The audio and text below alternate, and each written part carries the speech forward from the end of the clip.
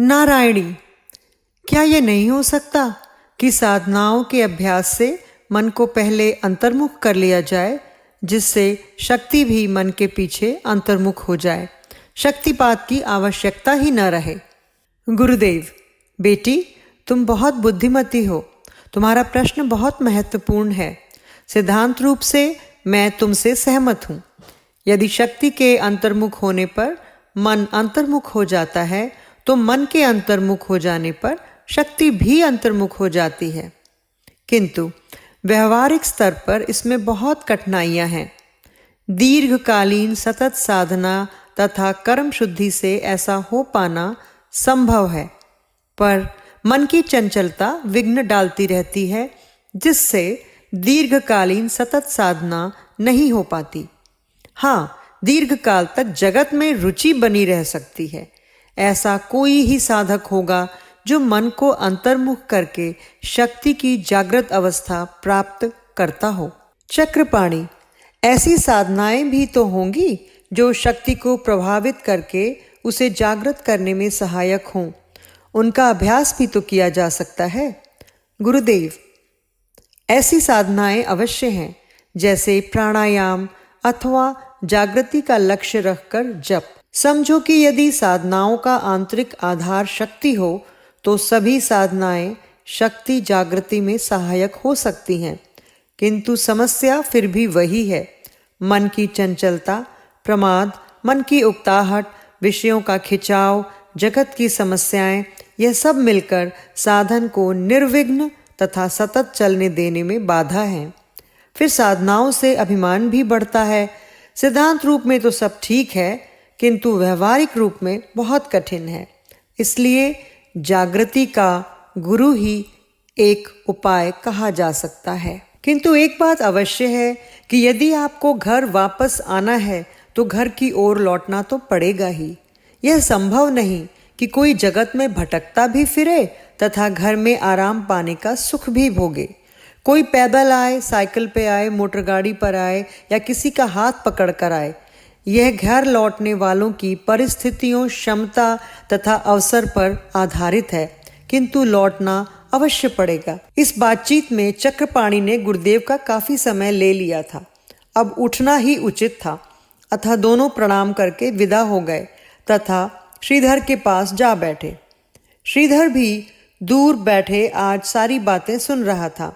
चक्रपाणी ने जाकर श्रीधर से चर्चा आरंभ की। चक्रपाणी, आप गुरुदेव के भक्त तथा कृपा पात्र हैं, एक निष्ठ सेवक तथा साधन संपन्न महात्मा हैं। एक शंका है कि साधना के लिए वैराग्य आवश्यक है। वैराग्य बिना सारा श्रम निरर्थक है। तो इसका यह अर्थ हुआ कि गृहस्थ तो साधना कर ही नहीं सकता। श्रीधर, मुझे गुरुदेव से जो ज्ञान प्राप्त हुआ है, उसे ही आप लोगों से कह सकता हूँ। गृहस्थों के लिए अनासक्ति ही वैराग्य है। प्रारब्ध भोग के लिए ही मनुष्य को जन्म प्राप्त होता है, अतः सभी भोगों का धर्मयुक्त उपभोग ही विरक्त गृहस्थ का वैराग्य है। समस्या तब खड़ी होती है जब कोई विषय भोग को ही जीवन मान लेता है। उदाहरण रूप में प्राचीन ऋषियों को लिया जा सकता है। कोई विरक्त होकर साधन करता है, उसके अपने नियम हैं। कोई गृहस्थ होकर साधन करता है, उसके भी अपने नियम हैं। नारायणी ने अपना प्रश्न उठाया। सामान्य मनुष्य तो बिजली या भाप की शक्ति या मनुष्यों, पशुओं की शारीरिक शक्ति को ही जानते हैं। उनके लिए इस शक्ति को समझ पाना कठिन है। श्रीधर, जब तक गुरु की कृपा न हो, तब तक समझ पाना कठिन ही है। कृपा हो तो समझ के साथ साथ शक्ति का अनुभव भी प्राप्त हो जाता है। बाकी सभी शक्तियाँ या भौतिक पदार्थों से पैदा होती हैं या भौतिक आधार लिए हुए होती हैं, जैसे कि इंद्रियों की शक्ति, किंतु यह आत्मा से उद्धत होती है। यह सूक्ष्म से भी अति सूक्ष्म है, जिसे केवल अनुभव से ही जाना जा सकता है। शरीर के प्रत्येक अंग को ही यही क्रियाशीलता प्रदान करती है। यही जीवनदायिनी शक्ति है। वह कर्ता तथा अकर्ता दोनों रूप को निभाने में पूरी तरह सक्षम है। गुरुदेव कहते हैं उसकी लीला बड़ी अलौकिक है। नारायणी, आपका तात्पर्य यह है कि चित्ती शक्ति है? श्रीधर, हाँ, यही तात्पर्य है, क्योंकि एक ही शक्ति चेतन है। वैसे तो इंद्रियों की शक्ति भी चेतन है, किंतु वह जड़ जगत में क्रियाशीलता होने से अचेतनवत हो गई है।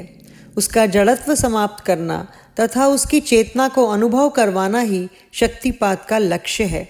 शक्ति ईश्वर का अभिन्न अंग है। जो लक्षण ईश्वर के हैं वही शक्ति के भी हैं। ईश्वर सच्चिदानंद है तो शक्ति भी वैसी ही है। पंच भौतिक अचेतन जो सत्यवत दिखाई देते हैं वे शक्ति की सत्स्वरूपता के कारण ही हैं। जीव को अपना शरीर भी सत्य प्रतीत होता है, यह भी शक्ति का ही गुण है। चित्त तथा इंद्रियों में शक्ति के चेतन लक्षण के दर्शन किए जा सकते हैं। यह चित्त इंद्रिय तथा जगत में कार्यशील होते हुए भी अपनी चेतनता किसी सीमा तक बनाए रखती है, जिसका अनुभव गुरु कृपा होने पर हो जाता है। जीव जब आह्लादित हो जाता है तो शक्ति का आनंद लक्षण ही परिलक्षित होता है। इसी प्रकार शक्ति का एक गुण यह है कि वह ज्ञानवती है। वेदांत में आत्मा को बुद्ध अर्थात बोध स्वरूप कहा गया है। नारायणी, जब ज्ञान आत्मा के गुण का प्रतिबिंब है तो यह अज्ञान कैसे हो गया तथा ज्ञान बंधन का कारण भी कैसे हो गया? श्रीधर, भ्रांति के कारण। गुरुदेव बतलाते हैं कि जब चित्त इंद्रियों के माध्यम से जगत को देखता है तथा जगत अपने से भिन्न दिखाई देता है जबकि वह भिन्न नहीं है, तो चित्त में भिन्नता की भ्रांति हो जाती है तथा अविद्या का आरंभ हो जाता है।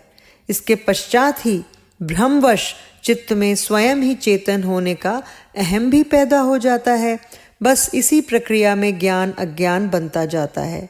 चक्रपाणी, यह तो बड़ी विचित्र बात है कि जीव ज्ञान स्वरूप होते हुए भी अज्ञान के गहरे गर्त में पड़ा हुआ तड़पता सिसकता रहता है। श्रीधर, जीव के साथ यही तो विडंबना है। अज्ञान या भ्रम ही जीव को विवेक की कोई बात समझने मानने से रोकता है। ज्ञान की कोई बात मानने से पहले स्वयं उसे ज्ञानी बनना पड़ता है। अज्ञानी बनकर ज्ञान को कैसे ग्रहण किया जा सकता है? चित्त की ज्ञानी की भूमिका अर्थात निर्मल अवस्था शक्ति अपनी अंतर्मुखता से ही निर्मित कर सकती है। जीव तो अपने भ्रम को ही समेटे फिरता है। नारायणी, क्या चैतन्य को ही प्राण भी कहा जा सकता है? श्रीधर, चैतन्य तथा प्राण एक ही बात है। प्राण शब्द का प्रयोग योग ग्रंथों में बहुलता से किया गया है।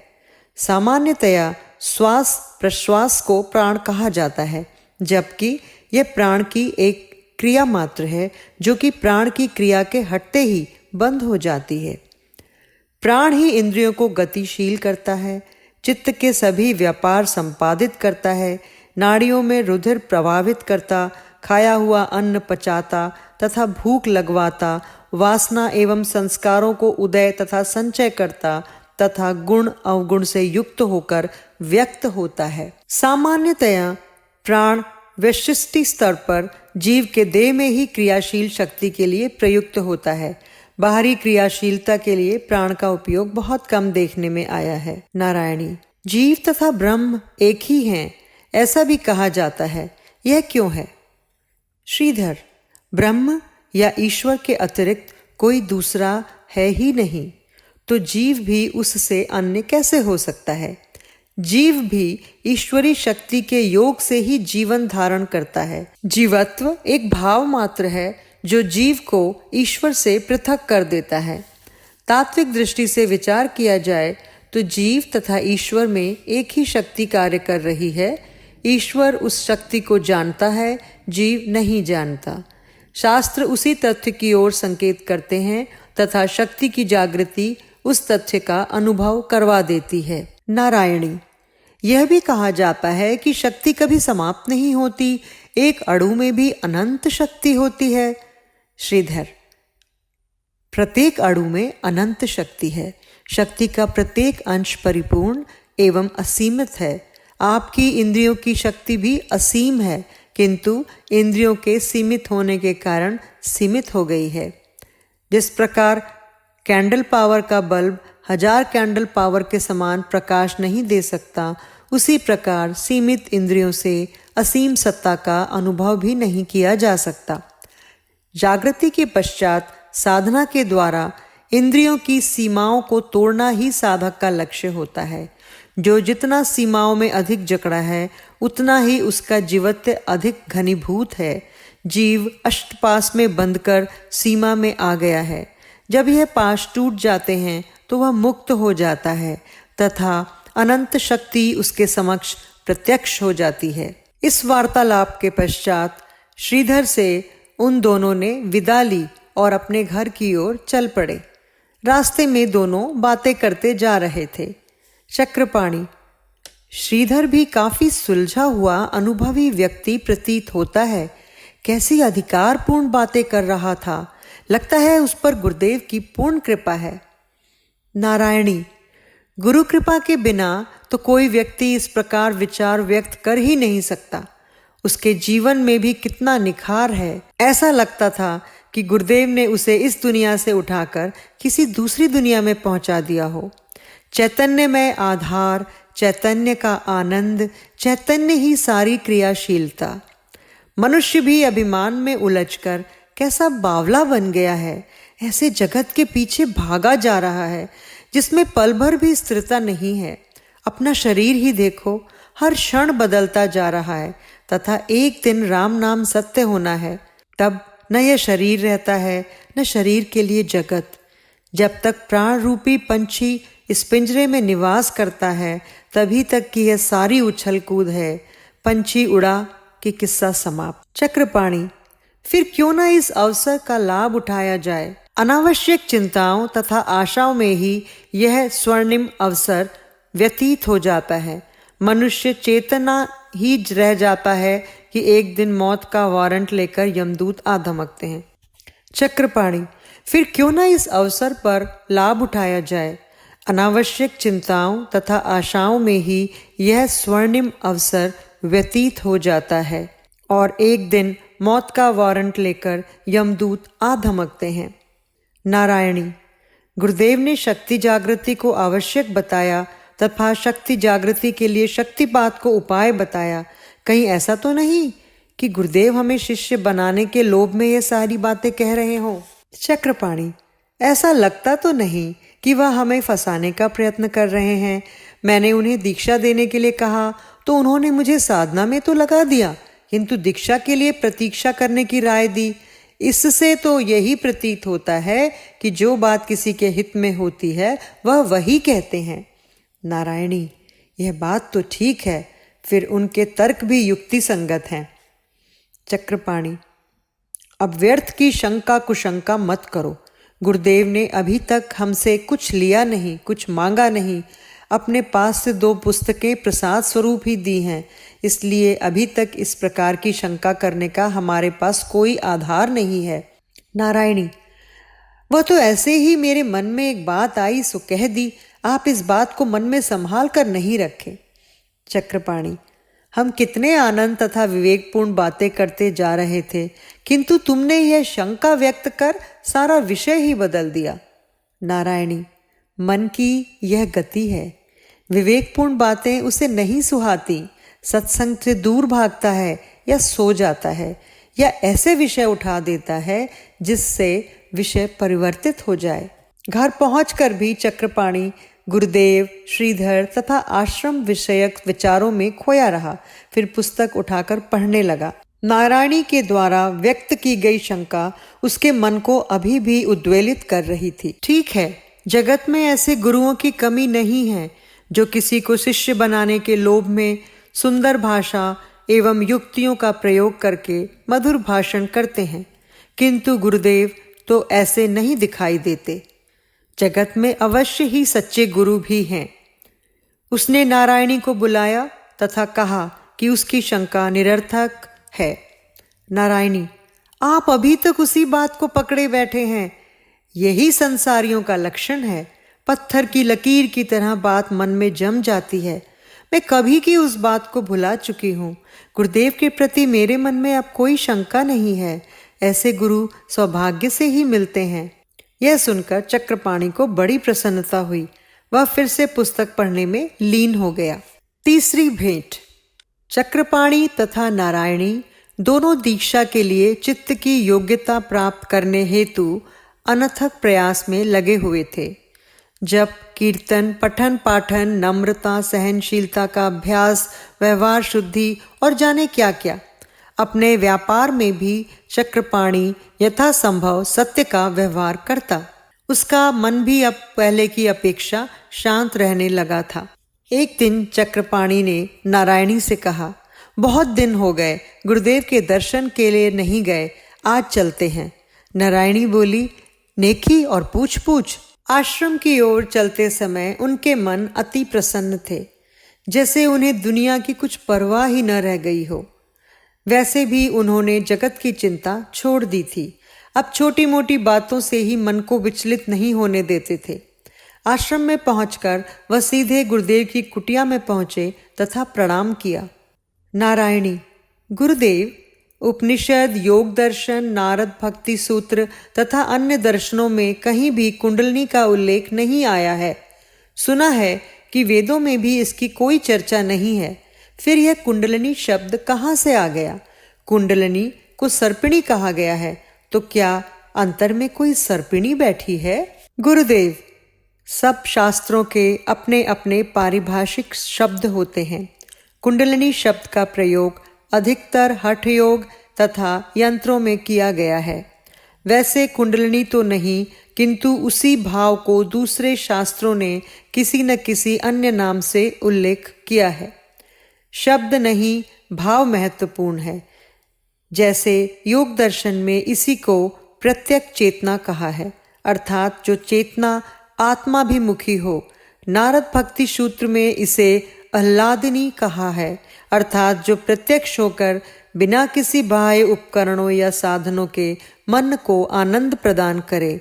मंत्र शास्त्र में इसे ही मंत्र चैतन्य कहा जाता है, अर्थात जब चैतन्य ही मंत्र हो जाए। वेदों में इसे प्रज्ञान कहा है, अर्थात इंद्रियों के आधार पर कार्यशील ब्रह्म शक्ति का प्रत्यक्ष ज्ञान। इन सब की अपनी अपनी शब्दावली है, किंतु भाव वही है। रही बात अंतर में सर्पिणी के बैठे होने की, तो ऐसा कुछ भी नहीं है।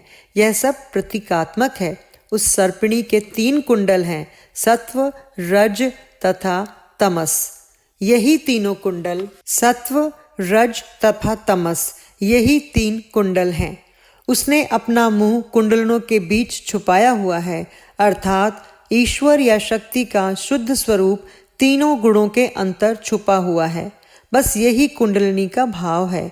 जब कुंडलिनी जाग जाती है, अर्थात अंतर्मुख हो जाती है, तो सर्पिणी सीधी हो जाती है, कुंडल उतर जाते हैं। नारायणी, क्या कुंडलिनी के जागृत होते ही कुंडल खुल जाते हैं, अर्थात तीनों गुण से निवृत्ति हो जाती है? गुरुदेव, ऐसा तो नहीं है कि जागृत होते ही तीनों गुण निवृत्त हो जाते हों। हाँ, उनकी निवृत्ति की प्रक्रिया अवश्य आरंभ हो जाती है। तीनों गुणों का हटना तथा ईश्वर का प्रत्यक्षीकरण काफी लंबी आध्यात्मिक यात्रा के बाद ही संभव हो पाता है। जागृति का अर्थ सिद्धि नहीं, आरंभ है।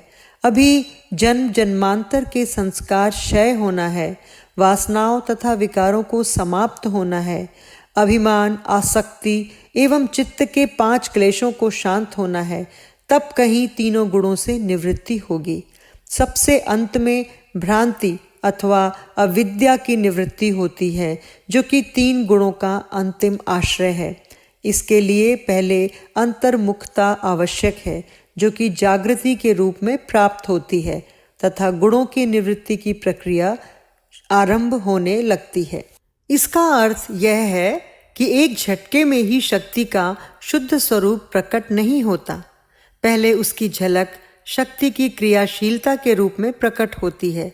यह समझो कि साधक के हाथ में शक्ति की क्रिया की डोरी आ जाती है, जिसे पकड़कर यदि साधक बढ़ना आरंभ कर दे तो वह आत्म तत्व के अंतिम लक्ष्य को प्राप्त कर सकता है।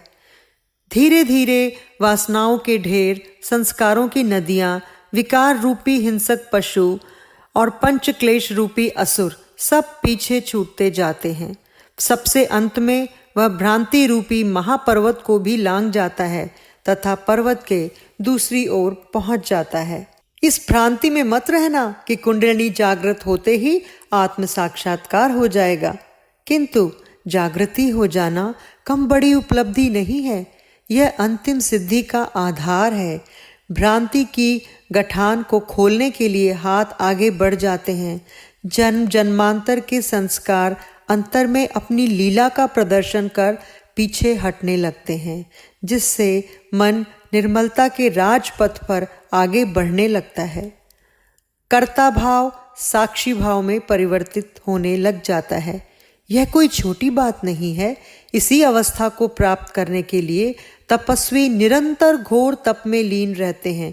तब कहीं यदि ईश्वर कृपा हुई तो कुंडलिनी महारानी के दर्शन प्राप्त होते हैं, किंतु शक्तिपात में गुरु कृपा से ही यह अवस्था प्राप्त हो जाती है। तब कुंडल खुलते चले जाते हैं, एक एक कर माया के आवरण उतरते जाते हैं। तीनों गुण भी अपना बोझ उठाकर भौतिकता में विलीन होते जाते हैं। कुंडलिनी जागृत का अर्थ है कर्म चक्र का उल्टे घूमना आरंभ हो जाना। साधक में यदि व्यवहार शुद्धि तथा सेवा भाव की बहुलता हो तो उल्टे चक्र की गतिशीलता तीव्र से तीव्रतर होती जाती है, क्योंकि तब संस्कार संचय का क्रम ठहर जाता है। केवल संस्कार क्षय का कार्य ही जागृत शक्ति के समक्ष होता है। यदि संस्कार संचय भी होता रहे तो एक ही स्थान पर आगे पीछे होने में ही शक्ति व्यय होती रहती है तथा अंतर की ओर साधक आगे नहीं बढ़ पाता। इसीलिए साधक के सत्य शिष्य होने पर शास्त्रों ने इतना बल दिया है। चक्रपाणी, गुरुदेव, आपकी दी हुई पुस्तक पढ़कर यह ज्ञात हुआ कि कुंडलिनी समष्टि चैतन्य का ही व्यष्टि स्तर पर एक ऐसा रथ है जो बाहर की ओर उन्मुख होने पर जगत की ओर तथा आत्मा की ओर उन्मुख होने पर आत्मा की ओर ले जाता है। किसी भी ओर खींचकर ले जाने वाली तो कुंडलिनी है। फिर शिष्य के सत या असत होने से क्या अंतर पड़ता है? शिष्य तो केवल साक्षी होकर रह जाता है। गुरुदेव, यही तो समस्या है कि शिष्य साक्षी होकर नहीं रह पाता। अंतर का शैतान इतनी जल्दी कहाँ हार मानने वाला है। यदि साधन के समय थोड़ी देर के लिए साक्षी भाव उदय हो भी गया हो तो भी दूसरे समय में तो कर्ता भाव ही रहता है, साथ में अपने सहायकों को भी बनाए रखता है।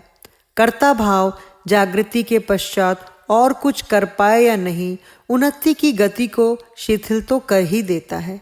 जितना कर्ता भाव को दबाकर साधक रहेगा उतना ही संस्कार क्षय तीव्र गति से होगा। नारायणी, जब विभिन्न स्तरों पर शक्ति का कार्य विभाजन शास्त्रों ने कर दिया, उसके अनुसार उसका नामकरण भी कर दिया, फिर और कौन सा कार्य रह जाता है जिसके लिए उन्हें कुंडलिनी रूप में शक्ति का ध्यान करना पड़ा? गुरुदेव, प्रसन्न रहो बेटी, तुमने कैसा सूक्ष्म प्रश्न उठाया है। यह प्रश्न आज तक किसी ने मुझसे नहीं पूछा तथा न ही मेरा भी इस ओर ध्यान गया। यद्यपि शास्त्रों में विचार पूर्वक ही शक्ति की कुंडलिनी के रूप में शक्ति का ध्यान किया है। इसके दो कारण हैं जो ऋषि प्रणीत साहित्य में उपलब्ध हैं। सृष्टि की उत्पत्ति, स्थिति तथा संहार के पश्चात ही एक कार्य शेष बच जाता है, सृष्टि को धारण करने का। यह प्रश्न समष्टि एवं व्यष्टि दोनों स्तरों पर उपस्थित होता है। सृष्टि निर्माण के पश्चात बची हुई शक्ति ही सृष्टि को धारण करती है। समष्टि स्तर पर सृष्टि को धारण करने वाला शेषनाग है, तो व्यष्टि स्तर पर देह निर्माण के उपरांत देह को धारण करने का महत्वपूर्ण कार्य बाकी बची हुई शक्ति कुंडलिनी के रूप में वहन करती है। उसे भी एक सर्पिणी की उपमा देकर अपने कुंडलनों में मुंह दबाए सोई हुई कल्पना की गई है।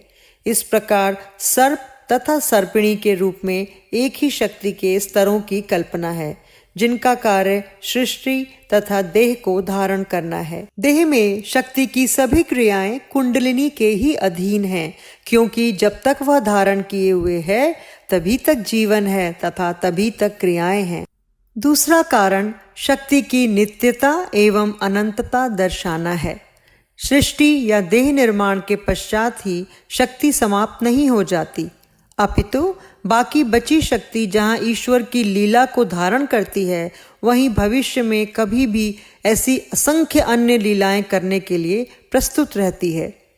शेष तथा कुंडलिनी ऐसे सर्प सर्पिणी हैं जो सृष्टियों तथा देहों का भक्षण भी करते रहते हैं तथा अनेकानेक सृष्टियों तथा देहों को मुंह में उगलते भी रहते हैं।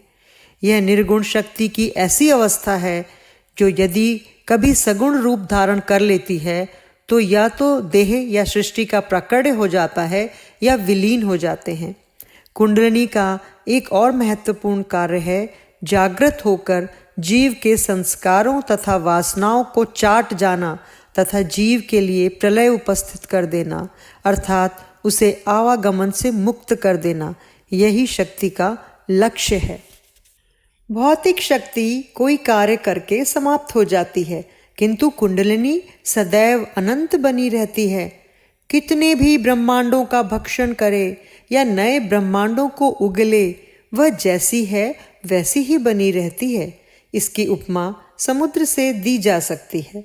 कितनी भी नदियां उसको भरने का प्रयत्न करें अथवा बादल कितना भी जल उड़ा कर ले जाएं, समुद्र की गंभीरता में कोई अंतर नहीं आता है। चक्रपाणी: गुरुदेव, शक्ति का पात किस पर किया जाता है तथा कौन करता है? गुरुदेव: सूत्र में यह तो स्पष्ट ही लिखा है कि शक्तिपात शिष्यों पर किया जाता है। इससे यह प्रकट ही है कि सद्गुरु ही यह कृपा करते हैं। शक्तिपात को ही अनुग्रह करना भी समझना चाहिए। किस पर किया जाता है? जो शक्तिपात के महत्व को समझता है, जो शक्तिपात लेना चाहता है, जो शक्तिपात की खोज में भटकता है, जिसको शक्तिपात करने में समर्थ गुरु मिल जाते हैं, जो शक्तिपात के लिए प्रार्थना करता है, जिसको शक्तिपात के योग्य समझकर प्रार्थना स्वीकार कर ली जाती है। यदि असमर्थ गुरु तथा अनाधिकारी शिष्य का मिलन हो तो शक्तिपात फलीभूत नहीं होता।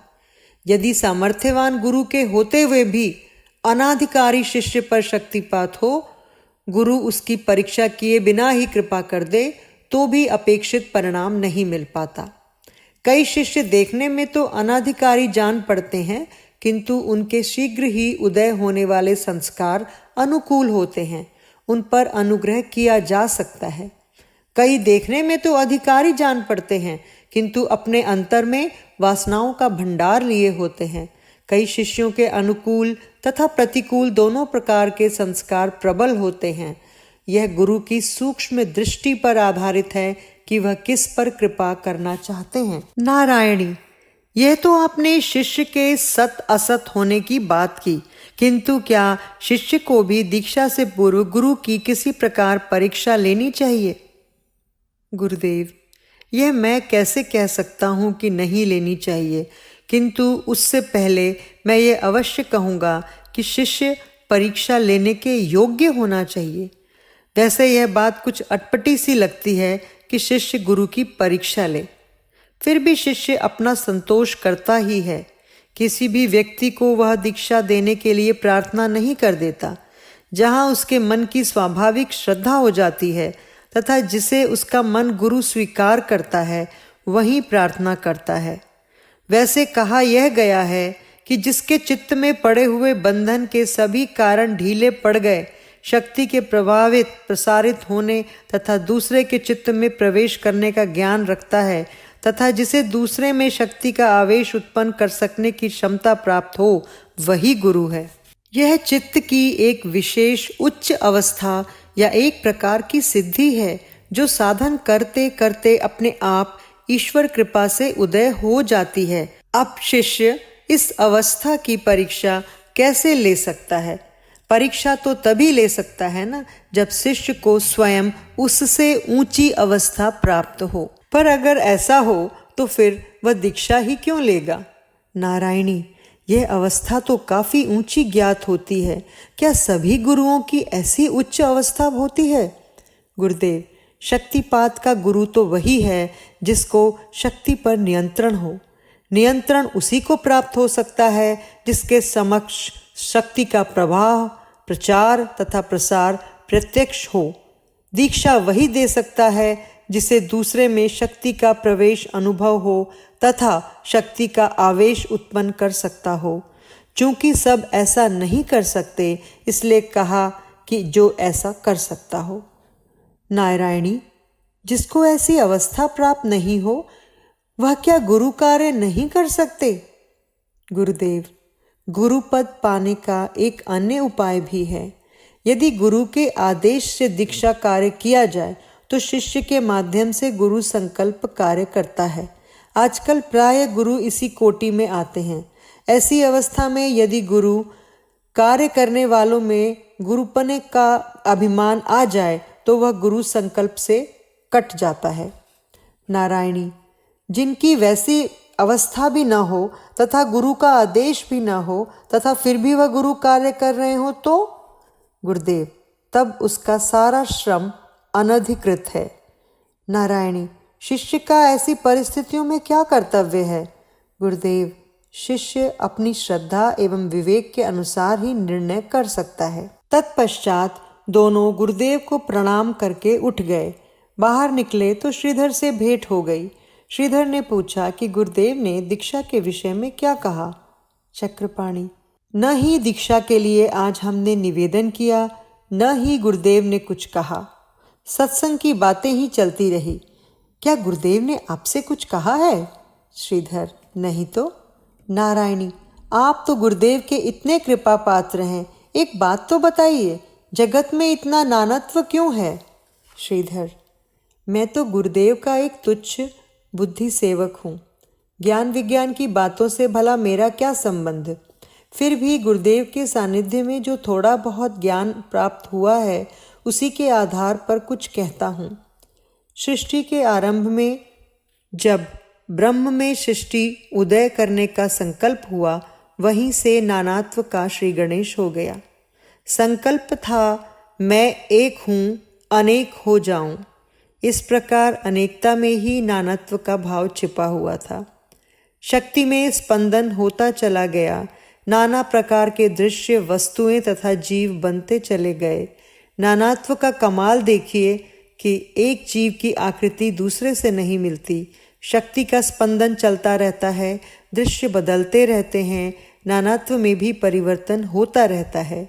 यह सब ईश्वर की लीला मात्र है, किंतु इसमें आसक्त होकर जीव उलझता गया।